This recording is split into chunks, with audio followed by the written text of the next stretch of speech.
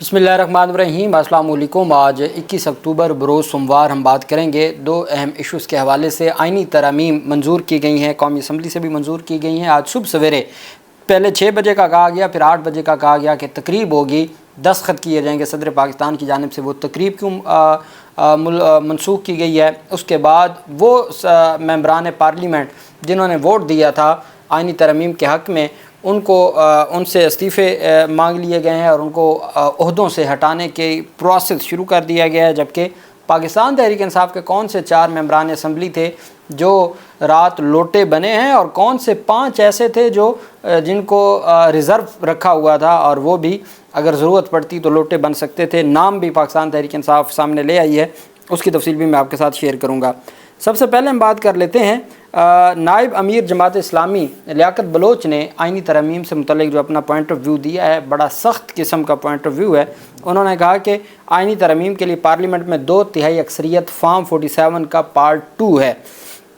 उन्होंने कहा जिस तरीके से ये सारा प्रोसेस किया गया इसकी कोई आइनी और कानूनी हैसियत नहीं है और इस तरह की जो चीज़ें हैं वो मज़ीद पार्लियामेंट को और इनका जो मैंडेट के बगैर पार्लियामेंट बैठी है इनको बेनकाब करने के लिए काफ़ी है।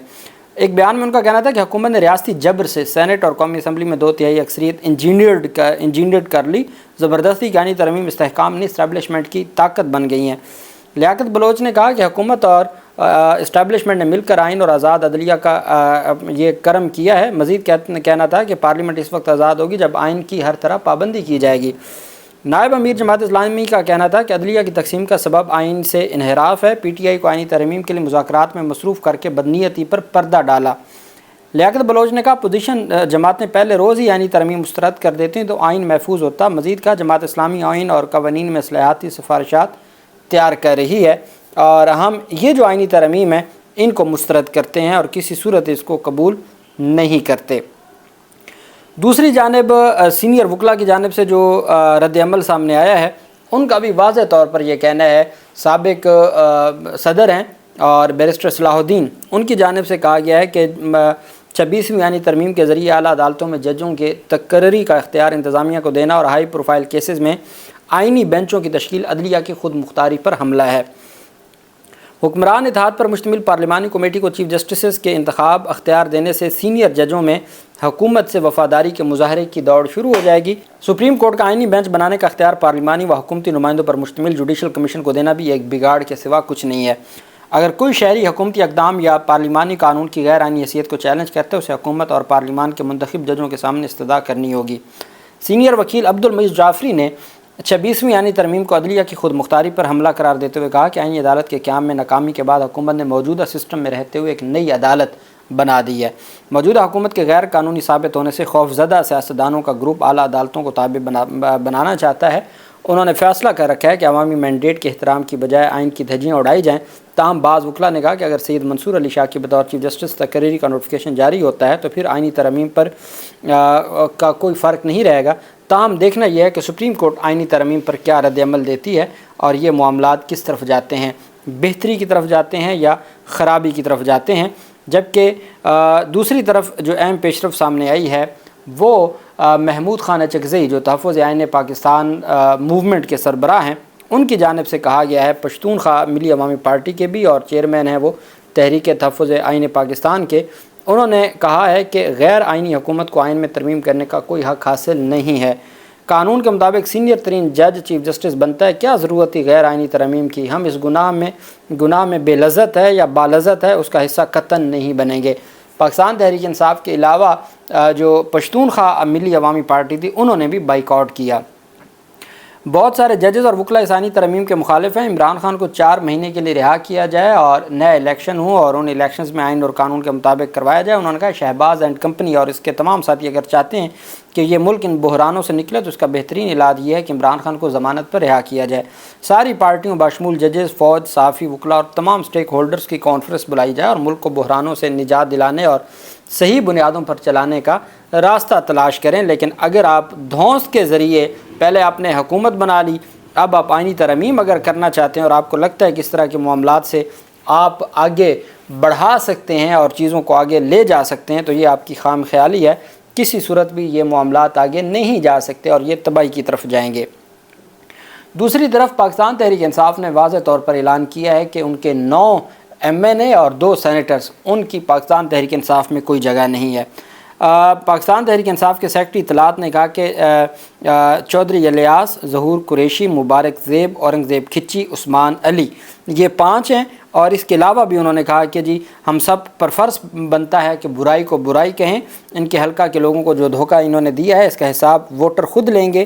اور انہوں نے کہا ہے جی کہ عثمان علی اور اورنگزیب کھچی، اس کے علاوہ ریاض فتحانہ، زین قریشی کا اب دلچسپ بات یہ ہے، زین قریشی نے ویڈیو ایک اپلوڈ کی اور کہا جی کہ میرے خلاف جو پروپیگنڈا کیا جا رہا ہے، وہ ویڈیو کب کی؟ آئینی ترمیم ہو جانے کے بعد، جو رات کے اندھیرے میں ہوئیں، وہ ویڈیو انہوں نے اپنے اپلوڈ کی۔ لیکن دلچسپ بات یہ ہے کہ ایک سرکاری ٹویٹر، فرحان ورک، وہ سرکار اور حکومتی سوشل میڈیا ایکٹیوسٹ ہے، تو اس نے وہ ویڈیو جو زین قریشی نے 22 منٹ کے بعد اپنے سوشل میڈیا اکاؤنٹ پر اپلوڈ کی، وہ 22 منٹ پہلے فرحان ورک اپلوڈ کر چکا تھا کہ جناب میں تو، میرے خلاف پروپیگنڈا ہے، میں تو بالکل دودھ کا دھلا ہوا ہوں، میں نے کوئی ایسا کسی ترمیم کا ساتھ نہیں دیا۔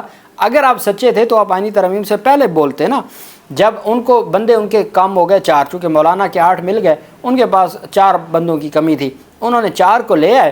4 میں ایک آ گیا مبارک زیب، جس کے بھائی کا قتل ہوا تھا، جو PTI کے تھے، اور اس کے بعد پھر PTI نے مبارک زیب کی جگہ دوسرے کینڈیڈیٹ کو دیا۔ اس نے عمران خان کے اور اپنے جو مقتول بھائی کے نام پہ ووٹ لیا، اور کل آئینی ترمیم سے ایک دن پہلے بھی اس نے ٹویٹ کیا کہ میں عمران خان کے ساتھ ہوں، لیکن وہ بھی مبارک زیب خان وہ بھی ہوئے، اورنگزیب کھچی ہو گئے۔ ظہور قریشی بھی پاکستان تحریک انصاف کے مخالف امیدوار تھے، پاکستان تحریک انصاف کے امیدوار ہار گئے، وہ آزاد تھے، پھر انہوں نے پاکستان تحریک انصاف کے ساتھ شمولیت اختیار کی۔ اورنگزیب کھچی تھے۔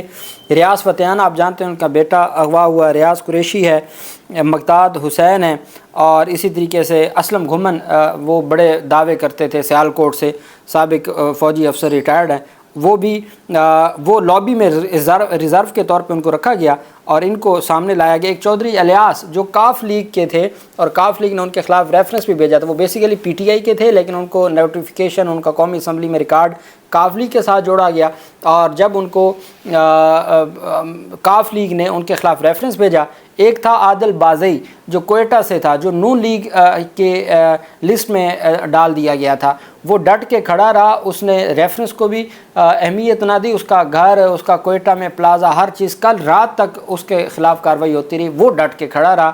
لیکن الیاس جو گجرات سے تھا، جو PTI کے ووٹوں سے جیتا تھا، کاف لیگ نے اس کے خلاف ریفرنس واپس لے لیا تھا اور اس نے وہ ان کے ساتھ کھڑا ہو گیا۔ تو پاکستان تحریک انصاف کے 2 وہ سینیٹر تھے جو میں نے آپ کو ڈاکٹر زرقا اور سہیل کا بتایا تھا، KPK سے ہیں، اور 2 یہ تھے جن کی یہ تفصیلات بہت دل دہلا دینے والی ہیں کہ لوگوں نے ایسے وقت میں ان کو ووٹ دیا جب حالات خراب تھے اور ظلم کا بازار اب بھی گرم ہے، اس وقت بھی گرم تھا، لیکن لوگوں نے ان کو ووٹ دیا عمران خان کے نام پہ، اور عمران خان کے ساتھ یہ 11 لوگ ہیں۔ اور پاکستان تحریک انصاف سے یہی مطالبہ کیا جا رہا ہے کہ آپ ہر صورت اپنی ذمہ داری نبھائیں، اور جن لوگوں نے ووٹ دیا ہے، جن کو ریزرو کے طور پہ رکھا ہوا تھا، سب کو بے نقاب کریں۔ اختر مینگل نے اپنے دونوں سینیٹرز سے استعفیٰ طلب کر لیا ہے۔ بطور پارٹی سربراہ، بطور پارلیمانی سربراہ، ایوان بالا میں 26ویں یعنی ترمیم کے حق میں ووٹ دینے والے پارٹی کے دونوں سینیٹرز کو فوری مستعفی ہونے کی ہدایت کر دی ہے۔ سینیٹر نسیم احسان اور سینیٹر قاسم رونجھو کو مستعفی ہونے کی ہدایت کی گئی ہے۔ ایکس پر سردار اختر مینگل نے لکھا کہ بلوچستان نیشنل پارٹی سینیٹر نسیم احسان اور سینیٹر قاسم رونجھو کو فوری استعفیٰ دینے کا حکم دیتی ہے۔ اگر کل تک استعفیٰ نہیں دیا تو دونوں سینیٹرز کو پارٹی سے برطرف کر دیا جائے گا۔ یہ ان کی جانب سے اپنے 2 سینیٹرز کو ہٹانے کا باقاعدہ طور پر اعلان کر دیا۔ دوسری طرف آج صبح 6 بجے کہا گیا کہ صدر پاکستان ہاؤس میں ایوان صدر میں تقریب ہوگی دستخط کی 26ویں یعنی ترمیم پر، پھر اس کو ملتوی کیا گیا، پھر خبر آئی کہ جی 8 بجے ہوگی، پھر ملتوی کر دیا گیا۔ نئے وقت کا اعلان ابھی نہیں ہوا۔ آئینی ترمیم بل پر دستخط کرنے کی جو تقریب ہے وہ کس وقت ہو سکتی ہے، اور شہباز شریف نے دستخط کے بعد 26ویں یعنی ترمیم کی توثیق کے لیے ایڈوائس صدر کو بھجوا دی ہے، جو ایوان صدر کو موصول ہو گئی، اور آج صبح ہی صدر پاکستان کی جانب سے 6 بجے کا اور پھر 8 بجے کا ٹائم دیا گیا کہ تقریب ہوگی اور اس میں منظوری ہوگی، لیکن وہ نہ ہو سکی۔ اور اب نیا ٹائم کیا ہوگا؟ کیوں منسوخ ہوئی اور کیا معاملات ہیں، یہ ساری چیزیں ہیں جو آج کا دن بہت اہم ہے۔ سپریم کورٹ آف پاکستان پہ بھی نظریں ہیں اور پشاور ہائی کورٹ پر بھی نظریں ہیں، جو تفصیل ہوگی میں آپ کے ساتھ شیئر کرتا رہوں گا۔ اللہ پاک پاکستان کا حامی و ناصر ہو۔ بہت شکریہ، اللہ حافظ، پاکستان زندہ باد۔